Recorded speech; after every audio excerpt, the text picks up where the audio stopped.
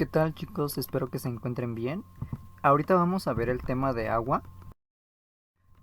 Bueno, el agua es una sustancia muy abundante en nuestro planeta. Abarca aproximadamente el 71% de toda la corteza terrestre. De este 71%, el 96.5% se encuentra en los océanos, que es la mayor cantidad. Y de ahí 1.74% en glaciares, en casquetes polares. Y ya el resto, para juntar el 100%, pues se encuentra, por ejemplo, en ríos, en aguas subterráneas, en la tierra, la humedad del aire. Ajá. Ahora, el agua es una sustancia muy especial, ya que tiene propiedades que son poco habituales. Ajá, al ser una molécula muy pequeñita, no se comporta igual que otras moléculas con una masa similar. Entonces nosotros tenemos que entender estas propiedades, pero para poder entender esas propiedades tenemos que entender primero la estructura del agua, la estructura molecular del agua. Entonces vamos a empezar por la estructura molecular del agua. Recuerden que la molécula de agua está compuesta por tres átomos, dos son átomos de hidrógeno, estos dos, y uno es un átomo de oxígeno. Ajá. La molécula del agua tiene una geometría tetraédrica y eso lo podemos observar aquí. Esta figura que tenemos aquí que parece como una pirámide es el tetraedro, justamente. Entonces el átomo de oxígeno, como lo observamos aquí, se encuentra en el centro del tetraedro. En dos de estas esquinas se encuentran los átomos de hidrógeno, uno en cada esquina. Ahora en la parte superior del tetraedro se encuentra un par de electrones libres que tiene el oxígeno.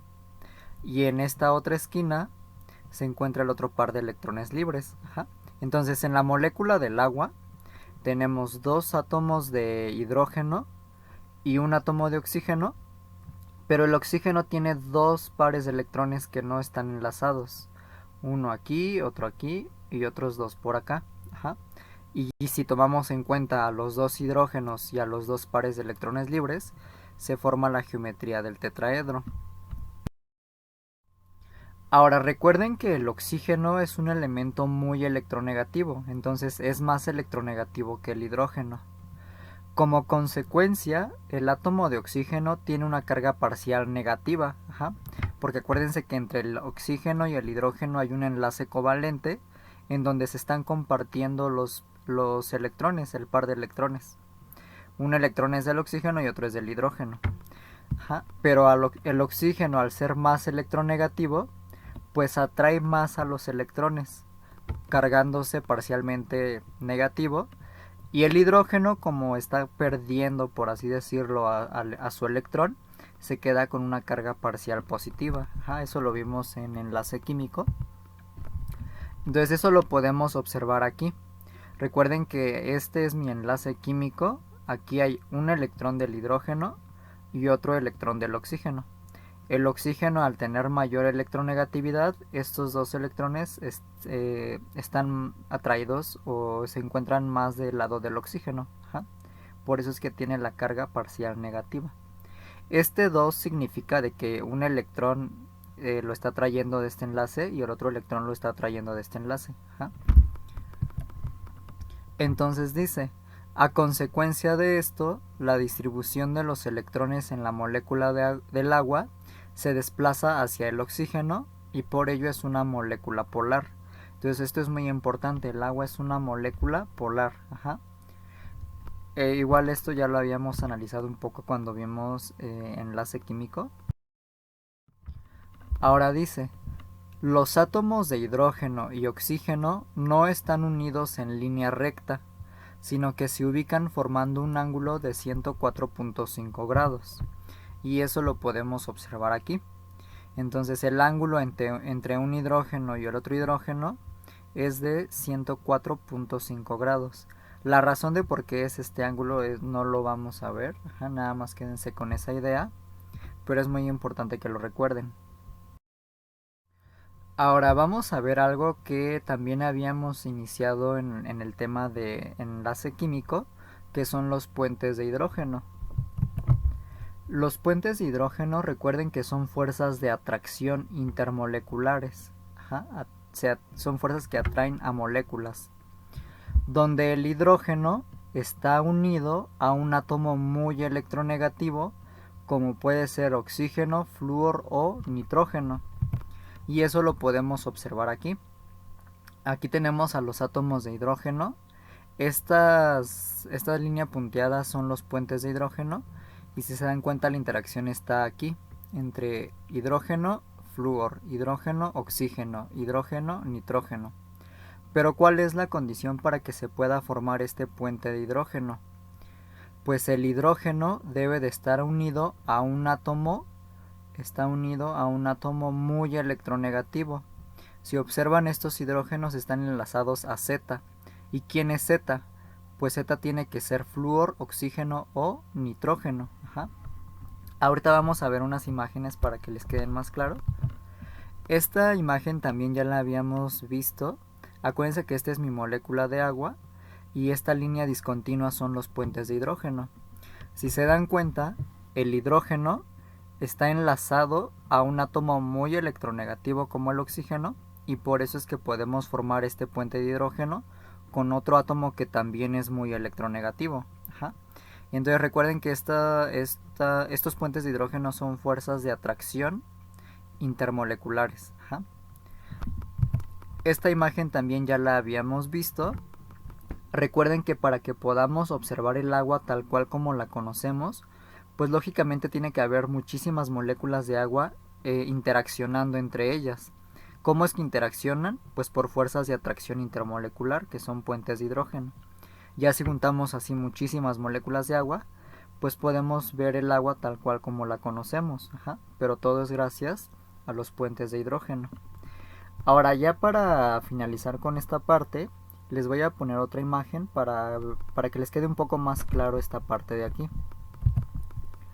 Aquí tenemos esta imagen que es un cachito, por así decirlo, de la hélice del ADN. Ajá. Entonces, aquí tenemos una hebra y aquí tenemos a otra hebra. Entonces, ¿cómo es que se forma esta hélice? Pues se forma por puentes de hidrógeno entre las bases nitrogenadas. Por ejemplo, observen esta línea punteada roja. Esta línea son los puentes de hidrógeno.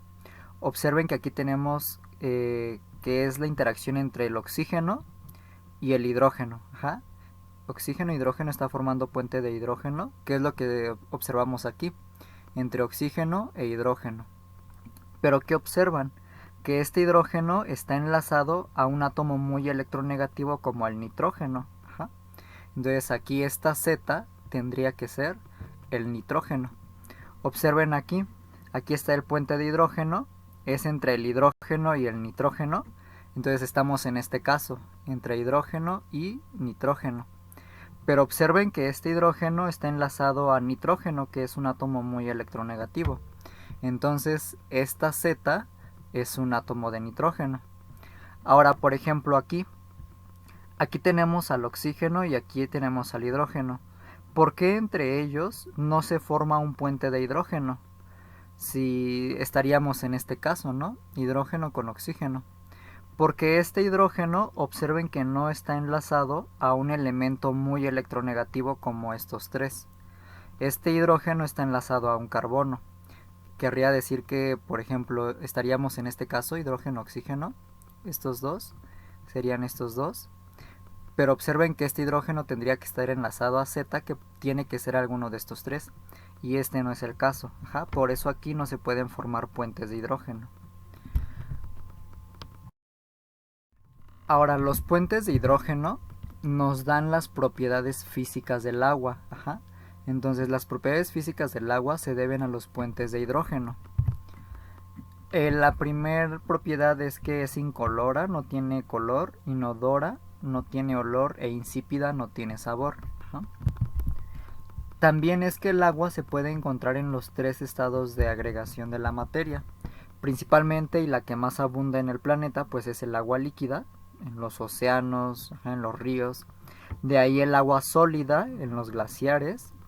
Y el agua gaseosa pues casi no hay, solo está el vapor de la humedad, el vapor de la atmósfera. Y en los en las aguas termales, donde las temperaturas son muy altas, pues ahí hay agua gaseosa. Entonces, de forma natural, la que más abunda es el líquido, luego el sólido y al final el gaseoso. El agua tiene una temperatura de ebullición, o sea, cuando pasa del estado líquido al vapor, de 100 grados Celsius a nivel del mar y de 92 grados Celsius en la Ciudad de México. Entonces, por ejemplo, si ustedes se ubican en Xochimilco y ponen a hervir agua, pues el agua va a empezar a hervir a 92 grados Celsius. Pero ¿qué pasa si esa misma muestra de agua se la llevan hasta el norte de la ciudad? Pues también va a hervir a 92 grados Celsius, porque podríamos, y vamos a generalizarlo, la altura va a seguir siendo la misma porque es dentro de la misma ciudad. Pero obviamente si esa muestra de agua la llevo al puerto de Veracruz, ahí ya no va a hervir a 92, sino ya va a hervir a 100 grados. Otra de las propiedades físicas es la temperatura de fusión o de congelación. Acuérdense que la fusión es del sólido al líquido, entonces el hielo pasa a ser agua líquida cuando llegamos a 0 grados. O si tenemos agua líquida y bajamos la temperatura a 0 grados, pues la estaríamos congelando. También otra propiedad física es la densidad del agua, que es 1 gramo por cada mililitro. ¿Esto qué quiere decir? Que el hielo, o sea su sólido, es menos denso que el líquido.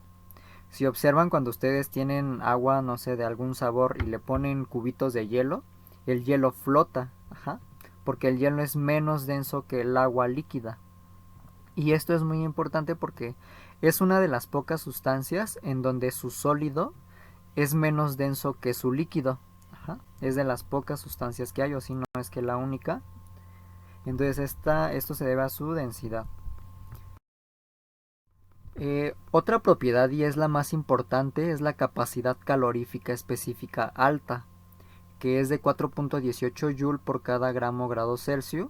Esto le da la propiedad de ser un regulador ambiental, y esto no lo pueden olvidar. Entonces aquí me voy a centrar un poquito más. ¿Qué significa este número? Significa que para elevar la temperatura de 1 gramo de agua en 1 grado Celsius, debemos de añadir 4.18 Joule de calor. O al revés, si queremos bajar en 1 grado Celsius la temperatura de 1 gramo de agua, ¿qué cantidad de calor le deberíamos de quitar? Pues le deberíamos de quitar 4.18 Joule de calor. Entonces dice, esto significa que el agua debe de absorber si queremos subir la temperatura, o de liberarla si queremos bajar su temperatura en 1 grado, más calor para cambiar su temperatura en 1 grado Celsius que el resto de las sustancias. Entonces aquí tenemos esta tablita comparando algunos calores específicos de algunas sustancias.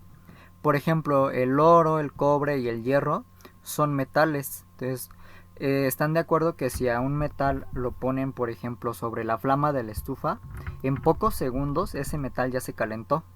¿Por qué? Porque su calor o su capacidad calorífica es muy baja, y eso lo podemos observar aquí. Pero observen, por ejemplo, el del agua. Su capacidad calorífica es de 4.18. Por ejemplo, cuando nosotros ponemos a hervir agua, se puede llegar a tardar incluso de 15 a 20 minutos. ¿Por qué? Porque el agua tiene una capacidad calorífica alta. O sea, necesitamos administrar mucho calor para que pueda cambiar 1 grado su temperatura. Entonces dice, el agua tiene el calor específico más elevado que el resto de las sustancias, y eso pues lo observamos aquí. Y esto es muy importante. Su temperatura subirá o bajará más lentamente que la de las sustancias con un calor específico menor. Esta idea la deben de tener muy clara. Como el calor específico del agua es elevado, o sea de 4.18 comparándolo con estos, para calentarla nos vamos a tardar, y para enfriarla también nos vamos a tardar. Entonces, el agua sirve como una gran reserva de calor que modera la temperatura de la superficie terrestre. Para eso les voy a poner un ejemplo. Imagínense que están en la playa durante el día, no sé, 12, 1 del día. Si ustedes pisan la arena a esa hora, está muy caliente, o incluso a las 2 de la tarde, ¿no? Está muy caliente y llega a quemar la arena. Pero ¿qué pasa si se meten, por ejemplo, al agua del mar o a una alberca? Aunque el rayo del sol le esté dando, el agua se siente fría. ¿Por qué? Porque recuerden que la capacidad calorífica del agua como es muy elevada. Quiere decir que necesitan calentarla por mucho tiempo para que empiece a subir su temperatura. Ajá. Y lógicamente si estamos en el mar, pues la cantidad de agua que hay en el mar es impresionante y más se va a tardar. Y ya por la tarde, si se dan cuenta, en la playa no se siente frío, aunque sean las 1, 2 de la mañana, no se siente frío. ¿Por qué? Pues porque el agua empieza a liberar todo el calor que almacenó o que absorbió durante el día. Por eso es que el agua es un regulador ambiental de la temperatura. Entonces dice, durante el día el calor del sol es absorbida por los océanos. Debido al alto calor específico del agua y a la enorme cantidad de agua, la temperatura de los océanos no aumenta considerablemente a pesar de todo el calor que el agua está absorbiendo. Ajá. Y recuerden que la arena sí está muy caliente para eso. Por la tarde, el calor almacenado en los océanos de la Tierra se libera, lo cual ayuda a mantener la temperatura del aire. Ajá. Pero pues todo eso se debe a que el calor específico del agua es alto. Ahora vamos a ver las propiedades químicas. Las propiedades químicas se deben al enlace covalente polar entre el hidrógeno y el oxígeno en la molécula del agua. Una de las propiedades es que al agua se le considera como al disolvente universal, más que nada porque puede disolver varios tipos de materiales. Ajá. Obviamente no todos, pero sí una gran cantidad. Uno de estos materiales que puede disolver son las sustancias iónicas, como por ejemplo las sales. A ese proceso de disolver la sal se le conoce como disociación. Entonces aquí tenemos esta imagen. Aquí tenemos una muestra de sal de mesa, cloruro de sodio. Los átomos grises son los de sodio y los verdes o azules son los de cloro. Entonces observen que el agua tiene una parte positiva en los hidrógenos y una parte negativa en el oxígeno. Ajá, entonces si observen que aquí también hay cargas, positivo o negativo. Entonces el agua empieza a separar a estas moléculas. El agua lo que hace es vencer la atracción entre estos iones, las empieza a separar y empieza a rodearlas. Ajá. Esto lo vamos a ver un poco más a detalle en electrolitos. Ahora, hay una frase que dice que lo similar disuelve a lo similar. ¿Qué significa? Significa que deben de existir semejanzas entre dos sustancias para que puedan ser disueltas. Por ejemplo, el agua, estamos de acuerdo que es una molécula polar, entonces tiene parcialmente es positivo en los hidrógenos y parcialmente es negativo en el oxígeno. Ajá. Y tiende a disolver sustancias iónicas. ¿Por qué? Porque una sustancia iónica está formada por una parte positiva que es el catión y una parte negativa que es el anión. Entonces aquí está la semejanza. La molécula del agua tiene positivo, negativo. Las sustancias iónicas tienen positivo, negativo. Ajá, esa es la semejanza que tienen. Y aquí lo podemos observar. Ya que está disuelta el agua, ajá, ya se disolvió. ¿Por qué se pudo disolver?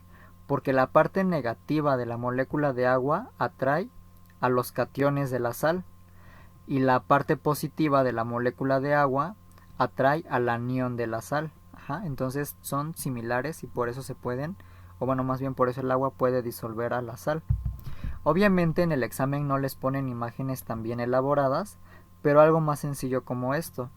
Esta molécula que está aquí pues es la molécula del agua, es la que tenemos aquí.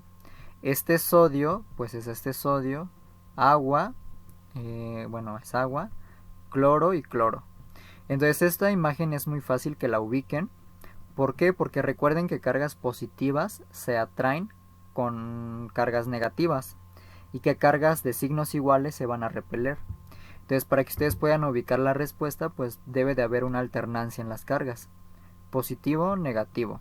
Si aquí hay negativo, ¿qué es lo que debe de atraer? Pues atrae al catión, o sea al sodio.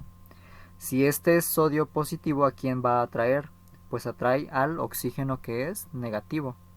Aquí están los hidrógenos positivos del agua. Si estos son positivos, ¿a quién van a atraer? Atraen al anión. al cloruro, al que tiene carga negativa. Si este tiene carga negativa, ¿a quién atrae? Pues atrae al hidrógeno en la molécula del agua. Entonces, si se dan cuenta, nada más se van alternando. Ahora tenemos la estructura angular del agua. Para la estructura angular nada más tomamos en cuenta a los dos átomos de hidrógeno y al átomo de oxígeno, y se forma un ángulo de 104.5 grados entre hidrógeno e hidrógeno. Pero también el agua tiene una geometría tetraédrica. La geometría tetraédrica se va a formar si tomamos en cuenta a estos dos hidrógenos, pero también si tomamos en cuenta al par de electrones libres que tiene el oxígeno. Recuerden que aquí este oxígeno tiene dos electrones libres aquí y otros dos electrones libres aquí, que son estos de aquí. Entonces, estructura angular solo es el átomo de oxígeno con los dos hidrógenos y el ángulo es de 104.5. Geometría tetraédrica son los dos hidrógenos y los dos pares libres de electrones. Bueno, chicos, de agua esta es la primera parte. Las propiedades de formar disoluciones electrolíticas y de que el agua es una sustancia anfótera lo vamos a ver en un video por separado para profundizar un poco más ahí. Entonces, chicos, estudien mucho y cuídense.